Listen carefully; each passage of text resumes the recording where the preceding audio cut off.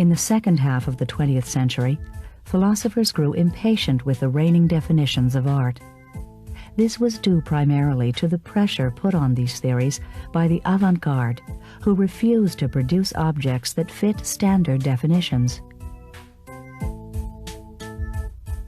In response, some turned to the new philosophy of language promoted by Ludwig Wittgenstein in his highly influential book, Philosophical Investigations, first published in 1953.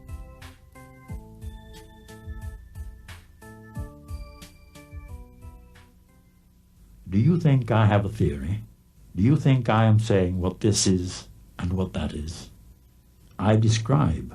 I give examples. You have to describe ways of living in order to be clear about the aesthetic principles.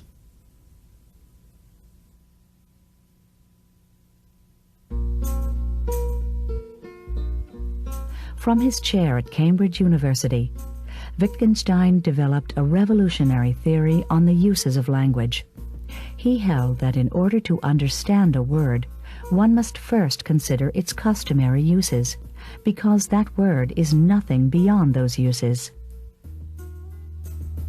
For example, there is no such thing as the true essence of fruit, as Platonism would hold. Rather, what really exists is a series of entities, such as apples, plums, oranges, which have some kind of family resemblance. This family resemblance accounts for their common name, the word fruit. What I am arguing, then, is that the very expansive, adventurous character of art, its ever-present changes and novel creations, makes it logically impossible to ensure any set of defining properties.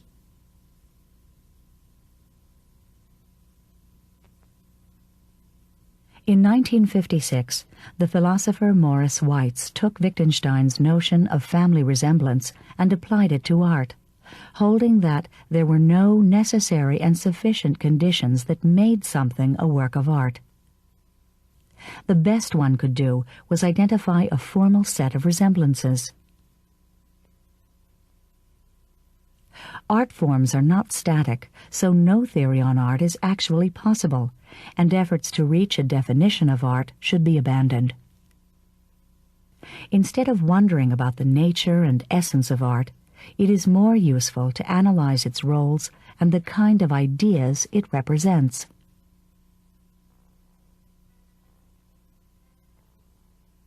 Weitz's line of thought justifies, for example, artist Marcel Duchamp's taking a urinal out of its usual context, turning it upside down, and presenting it as art.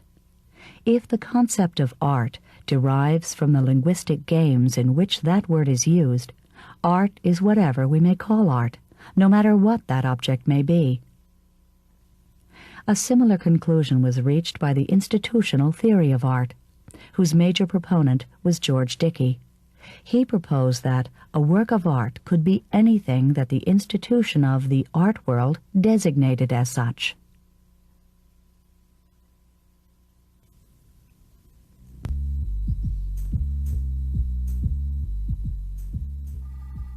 As a result of the expanded aesthetic landscape, 20th century art was characterized by innovation and relentless challenges to convention.